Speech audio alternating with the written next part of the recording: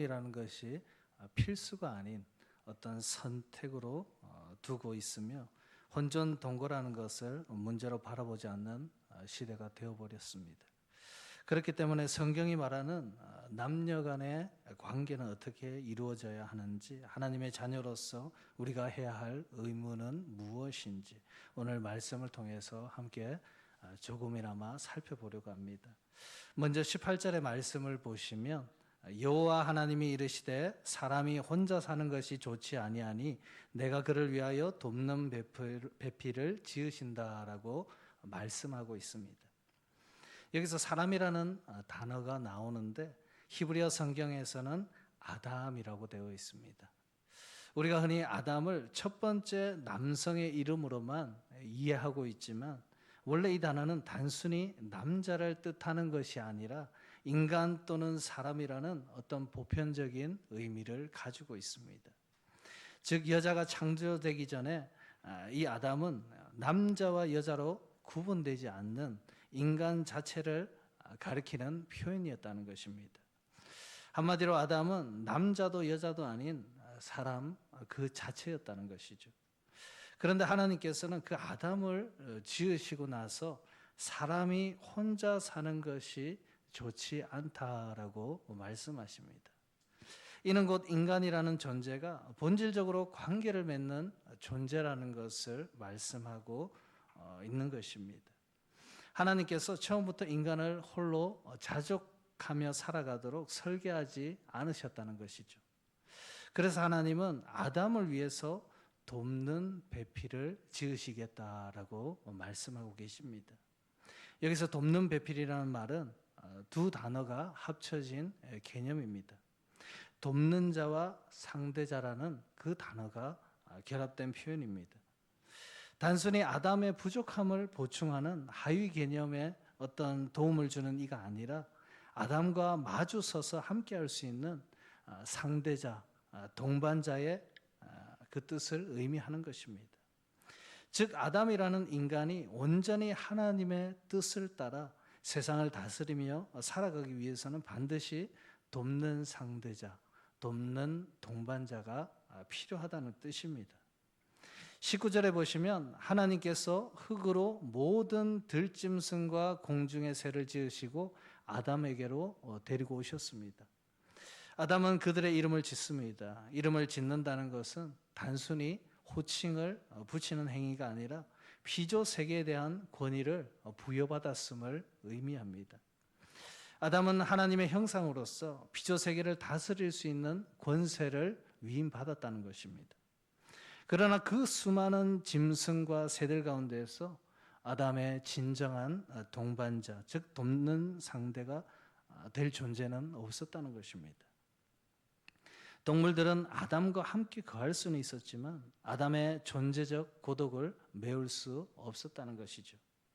그래서 성경은 20절 후반절에서 이렇게 말합니다. 아담이 돕는 배필이 없으므로. 결국 하나님은 아담을 깊이 잠들게 만드시고 그의 갈빗대 하나를 취하여서 여자를 만드셨습니다.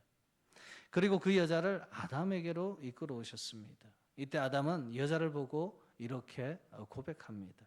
23절 말씀입니다. 이는 내 뼈 중에 뼈요 살 중에 살이로다. 아멘. 여기서 중요한 것은 23절에서 여자라는 이 단어를 설명할 때에 단순히 아담에게서 취한 여자라고 기록하고 있지 않습니다. 이 남자라는 히브리어 단어는 이시라는 단어이고 여자는 이샤라는 히브리어 단어입니다.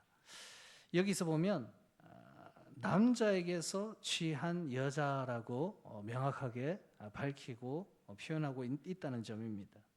즉 인간이 남자와 여자로 구별되기 시작하는 어떤 순간을 강조하고 있으며 이러한 관계 속에서 서로가 온전해진다는 것을 말씀을 통해서 보여주는 것입니다. 정리하자면 하나님께서는 아담이 피조 세계를 잘 다스리고 또한 하나님과의 관계 안에서 충만한 삶을 누릴 수 있도록 아담에게서 가장 필요한 돕는 상대자인 여자를 지으셨다라는 그런 뜻입니다. 이는 단순히 혼자 있는 것이 불편하기 때문에 어떤 짝을 주셨다라는 그런 차원의 문제가 아니라 인간이 존재하는 본질이 관계적 존재라는 것을 말해주는 것입니다. 그렇다면 오늘날 우리가 살아가는 시대는 어떻습니까? 안타깝게도 혼자 살아가는 것이 전혀 문제되지 않는 사회가 되어버렸습니다.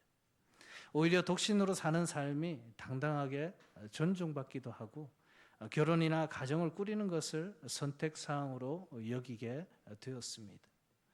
그러다 보니 어떤 사람들은 사람이 아닌 취미에 빠져 살아간다든지 아니면 동물과 더 깊은 유대감을 나누며 사는 사람들도 있고 어떤 이들은 오히려 세상의 가치와 재물을 삶의 궁극적인 만족과 기준으로 삼으며 살아갑니다. 그러나 성경은 분명하게 말하고 있습니다. 인간에게 가장 필요한 동반자, 곧 돕는 상대자는 그 다른 무엇이 아니라 남자에게는 여자이고 여자에게는 남자라는 것입니다. 이것이 하나님께서 태초부터 세우신 질서이고 인간 본래의 모습이라는 것입니다. 물론 현대사회에서는 다양한 삶의 방식을 존중하는 분위기로 흘러가고 있습니다. 하지만 우리는 기억해야만 합니다. 사람이 혼자 사는 것이 좋지 않다는 이 하나님의 말씀은 단지 남녀의 결혼을 위한 명분이 아니라 인간 존재의 본질을 드러내는 선언과 같은 말이라는 것입니다. 인간은 본래부터 관계 속에서 비로소 완성되고 함께 해야지만 하나님의 형상으로서 사명을 온전히 감당할 수 있는 존재라는 것입니다.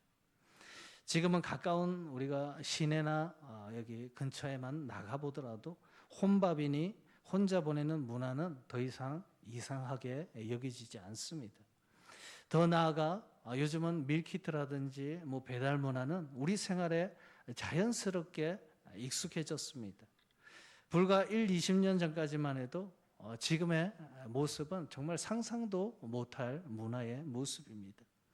제가 20대를 보낼 때 독신으로 살아가는 사람을 보는 것은 정말 쉬운 일이 아니었습니다. 하지만 지금은 어떻습니까? 흔한 문화가 되어버렸습니다. 여행 상품도 나홀로 패키지가 많고 식당에 가도 요즘은 혼자 밥을 먹을 수 있는 테이블이 있는 곳이 거의 대부분이고 1인 숙박과 같은 혼자 즐길 수 있는 문화를 쉽게 찾아볼 수 있는 세상이 되어버렸습니다.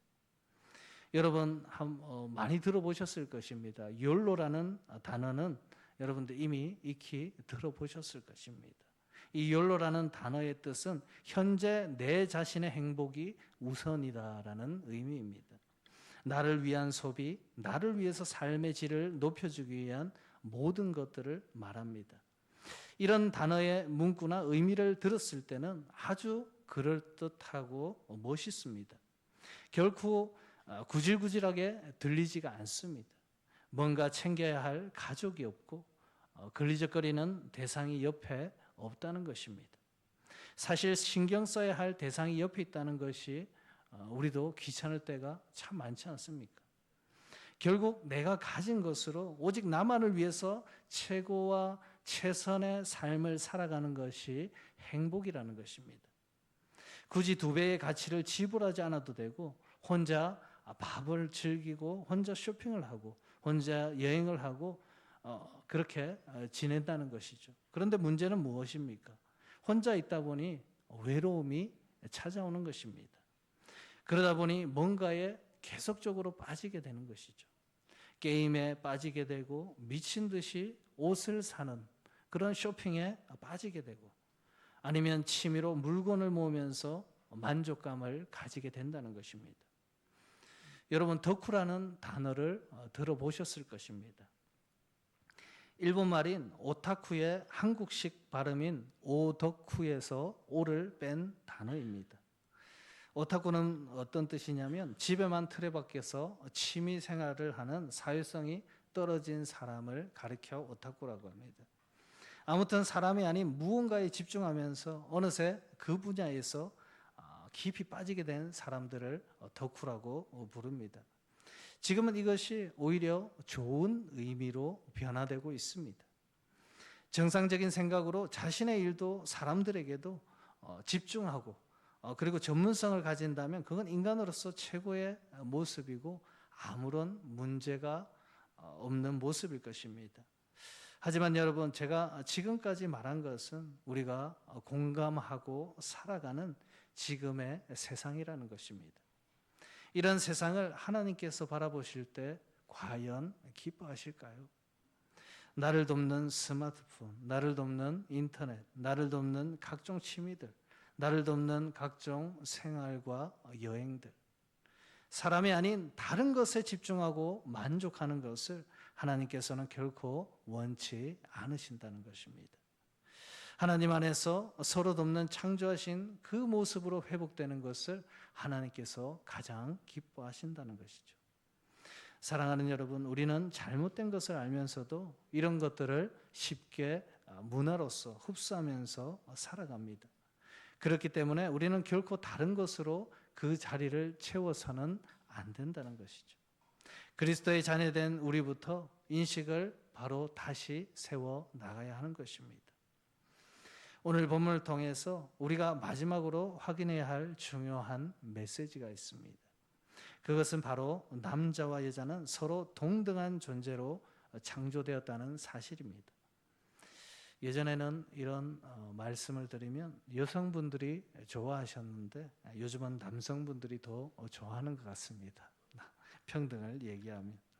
하나님께서는 여러분 여자를 창조하실 때에 아담의 머리뼈나 다리뼈에서 취하지 않으시고 갈비뼈를 통하여서 택하셨습니다.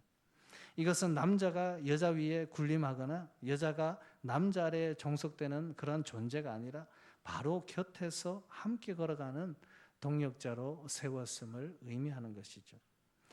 만일 여자가 소유의 대상이거나 지배의 대상으로 지음을 받았다면 하나님께서는 짐승들이나 새들을 창조하실 때처럼 단순히 여자도 흙으로 빚어서 함께 창조하셨을 것입니다. 그러나 아담은 그렇게 하지 않으셨습니다. 아담을 깊이 잠들게 하신 뒤에 아담의 몸에서 여자를 취하게 하셨죠. 이는 여자가 남자와 동일한 본질을 가진 존재임을 분명하게 보여주는 장면인 것입니다. 24절 말씀해 보시면 둘이 합하여 한 몸을 이룬다라고 말씀하십니다.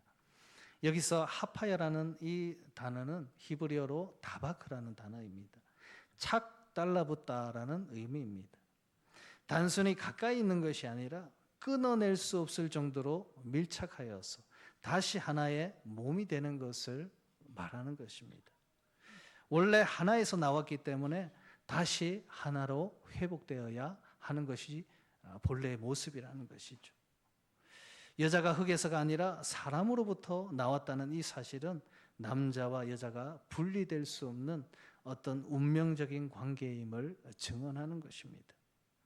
따라서 남자와 여자는 서로 경쟁하는 그러한 존재가 아니라 하나님의 뜻 안에서 동등하게 그리고 서로에게 의지하며 살아가야만 하는 것입니다. 서로의 차이와 연약함이 때로는 불편하게 다가올 수도 있겠지만 그 부족함을 채우고 서로를 세워줄 때에 비로소 하나님이 의도하신 인간의 참된 행복이 이루어지는 것입니다. 하지만 오늘날 우리의 현실은 어떻습니까? 많은 사람들이 하나님의 질서를 거스르며 살아가고 있습니다. 혼자 사는 것을 당연하게 여기고 때로는 동성 간의 관계를 정상적인 것으로 미화하고 있으며 하나님께서 세우신 창조의 질서를 무너뜨리려는 세상의 흐름 속에 우리가 서 있다는 것입니다. 여러분, 죄라는 것은 단순히 어떤 특정한 행위를 의미하는 것이 아닙니다. 하나님의 뜻과 반대되는 길을 걸어가는 것 자체가 죄라는 것이죠. 내가 보기에 좋아 보이지만 하나님께서 기뻐하지 않으신 것을 우리가 따를 때에 이미 우리는 그 죄의 길에 서 있다는 것이죠. 혼자 만족하며 살아가는 삶도 하나님이 정하신 관계의 질서를 거부하는 삶도 결국 인간 내면 깊은 곳에서부터 외로움과 결핍을 만들어내는 것이고 그것이 결국 불행의 열매로 나타나게 된다는 것입니다. 반대로 비록 서로가 불완전하고 서로 부족하더라도 남자와 여자가 함께하며 서로를 아껴주고 사랑하는 관계를 맺을 때에 우리는 하나님의 질서 안에서 참된 기쁨과 행복을 누리게 되는 것입니다. 여러분, 여기서 돕는다라는 단어의 의미도 그렇습니다. 이 돕는다라는 말은 일방적으로 도움을 받는다라는 뜻이 아닙니다. 오히려 내가 먼저 도움을 베푸는 것, 내가 먼저 상대를 세우는 것이 포함되는 것입니다. 내가 먼저 사랑하고 먼저 이해하고 먼저 섬길 때에 그 관계 안에서 나 또한 도움을 받을 수 있다는 것입니다. 우리는 자녀를 사랑하는 어머님의 모습을 통해서도 이것을 쉽게 이해할 수가 있습니다. 어머님은 자녀에게 끊임없이 주고 또 줍니다. 자녀는 그 사랑을 받으며 자라나게 되는 것이죠. 처음에는 받는 사랑이 전부인 것처럼 보이지만 시간이 흐르고 성숙하면 성숙할수록 사람은 받는 사랑보다 주는 사랑 속에서 더 큰 기쁨을 발견하게 되는 것입니다. 사랑을 줄 수 있는 존재가 내 곁에 있다는 그 사실 자체가 얼마나 감사한 일입니까? 관계란 이런 것입니다. 나와 상대가 함께 있어야 내가 줄 수도 있고 나 또한 받을 수도 있다는 것이죠. 사랑하는 여러분, 우리가 사랑하는 사람을 만나고 한 몸을 이루며 살아간다는 것은 단순히 인생의 어떤 선택이 아니라 하나님께서 태초부터 우리를 위해서 계획하신 그 창조의 질서 안에 있다는 사실입니다. 그래서 우리는 그 뜻에 순종해야만 하는 것입니다. 결혼을 통해서 서로 돕고 서로 가정을 세우고 하나님 나라를 이 땅에서부터 이루어가는 것은 하나님의 명령이자 축복인 것입니다. 물론 여기에는 아직 결혼을 아직까지 생각하지 않는 그런 아직까지 나이가 안 된 우리 청년들도 있을 것입니다. 그러나 지금부터라도 하나님의 세계관, 곧 성경적인 가치관을 우리 청년들은 마음에 새겨야 하는 것입니다. 그래야만 세상의 흐름에 휩쓸리지 않고 하나님의 뜻을 거슬러 사는 삶을 피할 수 있는 것입니다. 결국 하나님은 우리가 서로 사랑하면서 생육하고 번성하여 땅에 충만하기를 원하십니다. 이것은 단순히 인류의 번성을 뜻하는 것이 아니라 하나님의 나라가 우리의 삶과 가정을 통해서 확장되기를 원한다는 그 하나님의 뜻인 것입니다. 그러므로 우리가 세상의 풍조를 따르지 말고 오히려 이 세대의 흐름을 거슬러 올라가서 하나님께서 원하시는 참된 삶과 선택을 우리 모두가 이루어 나가야 하는 것입니다. 혼자의 만족이 아니라 하나님의 뜻 안에서 서로를 사랑하고 돕는 관계를 세워 나갈 때에 여러분들의 삶이 하나님 나라의 영광을 드러내는 복된 길이라는 것을 오늘 말씀을 통해서 마음에 새기면서 축복된 그러한 길로 나아가시는 모든 성도님들 되시길 주님의 이름으로 축복합니다. 아멘. 기도하겠습니다. 사랑의 주님, 지금 이 세대가 혼자 사는 것에 익숙하고 하나님과도 멀어지는 것이 현실입니다. 우리 청년들이 오늘 말씀을 마음에 새겨서 이 세대를 본받지 않고 마음을 새롭게 하여 하나님의 온전하신 뜻을 분별하며 살아가는 세대로 세워 주시옵소서. 그래서 하나님의 질서에 따라 살아갈 때에 남녀가 서로 동등한 자로서 서로 존중하고 사랑하며 섬기는 은혜로 살아가는 것이 주님의 뜻임을 기억하게 하옵소서. 주님, 여러 가지 이유로 홀로 살아가는 이들에게도 주님의 동행하심으로 위로와 평안을 주시옵시고 우리 모두가 하나님의 뜻 안에서 생육하고 번성하여 땅에 충만한 삶을 살아가며 하나님 나라의 확장을 이루어 나아가자는 자들로 세워 주시옵소서. 오늘 청년부 헌신 예배로 드리게 하심에 감사를 드립니다. 우리 교회와 세상의 미래인 청년들의 삶 가운데에서도 주님의 동행하심으로 위로와 평안이 날마다 넘치는 삶이 되게 하여 주시옵소서. 예수님 이름으로 기도드립니다. 아멘.